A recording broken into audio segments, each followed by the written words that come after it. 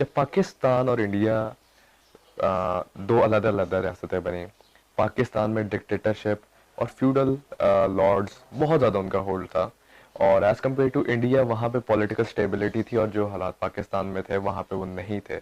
تھوڑی سی اس پہ روشنی ڈالیں کہ دیکھیں اس کی اس کیا میں وجہ تھی؟ ایک بنیادی بات، پاکستان کانگریس کی کمظرفی کی وجہ سے معرض وجود میں آیا. اگر میں if I'm not forgetting، یہ جو ان کے سابق تھے ہندوستان کے وزیر خارجہ، ان کے فارن منسٹر یشونت سنہا ان کا نام تھا غالباً، ان کی کتاب پہ چند سال پہلے پورے ہندوستان میں بہت شور مچا. ان کو برا بھلا کہا گیا کیونکہ انہوں نے سچ بولا تھا. کانگریس اگر میگنانمٹی کا مظاہرہ کرتی یو پی کے الیکشنز کے حوالے سے، یہ نوبت نہ آتی. تاریخ کی کتابیں اٹھا کے دیکھ لیں کب when this idea occurred to Quaid Azam محمد علی جناح کہ نہیں ان کے ساتھ نہیں، کمظرفی والا ان کے نہیں تھا یہ ذہن میں. اچھا،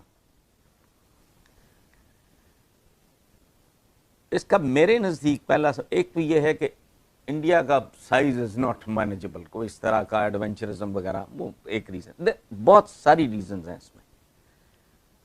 دوسری ریزن یہ تھی کہ آپ کا سیاستدان تھا انتہائی تھرڈ کلاس، نچلے درجے کا اور گھٹیا. بابائے قوم ملک بنتے ہی رخصت ہو گیا، بدقسمتی پہلی یہ ہوئی. اس کے بعد لیاقت علی خان صاحب قائد ملت، یہ وہ انہوں نے جو اردو سپیکنگ تھا، چونکہ اپنی کانسٹیچوئنسی انہوں نے بنانی تھی، انہوں نے سارا اکٹھا کر دیا کراچی میں. مائنڈ سیٹ دیکھیں بنیادی طور پہ فائنینشیل ہائیجین ان کا اپنی جگہ پہ، ان کا مطلب وہ اس طرح کا کوئی لالچ پالچ نہیں، لیکن جو ایک پولیٹیشین کا ہوتا ہے سارا، وہ مٹیریل بہت گھٹیا تھا یہاں کا، چھچورے. ایک بات یاد رکھیں کہ کانگریس کو مالی طور پہ یا ادروائز سپورٹ کیا تھا وہاں کی انڈسٹریلسٹ کلاس نے، برلاز اینڈ ٹاٹاز اینڈ یہ وہ، ٹھیک ہے، جو فارورڈ لکنگ ہوتی. یہاں کٹھے ہو گئے تھے سارا جو چمچا کڑچا جاگیردار اور سو کالڈ ان کی جو فیوڈلز اور ایلیٹ کہہ لیں. اور یہ ایلیٹ ہے کون سی؟ یاد رکھیں اس ملک کی ایلیٹ سے زیادہ گندے اور نابکار لوگ ڈھونڈنے مشکل ہیں. وجہ پوچھیں، 1857 کی جنگ آزادی جس کو انگریز تو میوٹنی کہتا ہے، بغاوت کہتا ہے، وہ اپنی جگہ ٹھیک ہے، ہم اپنی جگہ ٹھیک. اس کے نتیجے میں جب وہ انہوں نے مینج کر لیا سارا کچھ، تو گورے نے اس بات کو انشور کیا کہ جینون ایلیٹ کا نام و نشان مٹا دے. سمجھے آپ؟ ان کا نام و نشان مٹا دیا گیا. حسینی باورچی سے مغل شہزادی کو شادی کرنی پڑی اور ان کے شہزادے دلی کی گلیوں میں بھیک مانگنے پہ مجبور ہوئے. آگے کون آئے؟ ایلیٹ کون آئی؟ جو انگریز کے دلال تھے، ان کے چمچے تھے، ان کی مخبریاں کرتے تھے، ان کو مین پاور پرووائڈ کرتے تھے، اور ان کو مالی طور پہ بھی ورلڈ وار میں انہوں نے پھر ہیلپ کیا. یہ 1857 میں جن کا رول تھا ان کے پالتو کتوں جیسا، ان کو انہوں نے بک اپ کیا. اب یہ ایلیٹ پیدا ہوئی. پھر دوسری پارٹیشن کے وقت گوروں کی پیداوار ان کے پروردہ جیسے قزلباش ہیں، ریلوے اسٹیشن تک ان کی ملکیت ہے. جہاں ہم بیٹھے ہیں یہ سارا علاقہ نواب صاحب کہلاتا ہے آج بھی. یہ نادر شاہ کے ساتھ آئے، انہوں نے ظلم و ستم کی انتہا کی، جاتے ہوئے وہ ان کو جاگینے دے گیا.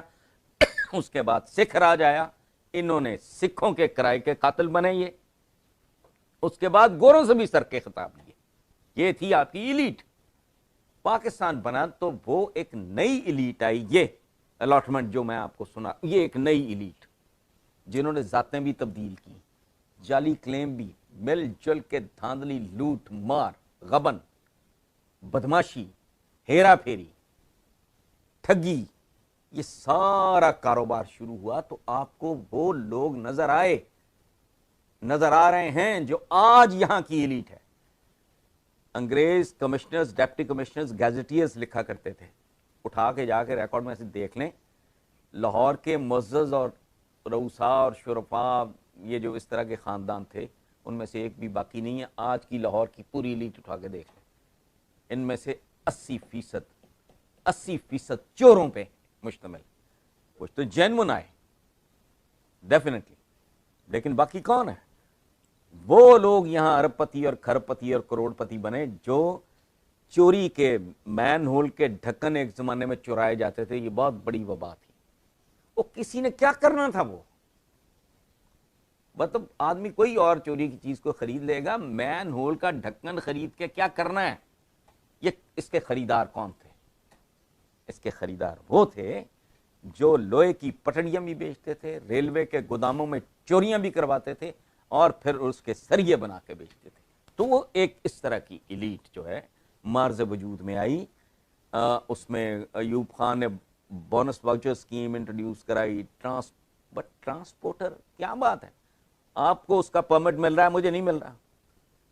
ان کو سینما بنانے کی اجازت مل رہی ہے, ان کو نہیں مل رہی. کیا کر رہے ہو تم؟ اپنے ہواری, اپنے درباری ان کو پیٹرنائز کر رہے ہو, ان کو مضبوط سے مضبوط تر کر رہے ہو تاکہ تمہارا اقتدار مستحکم رہے.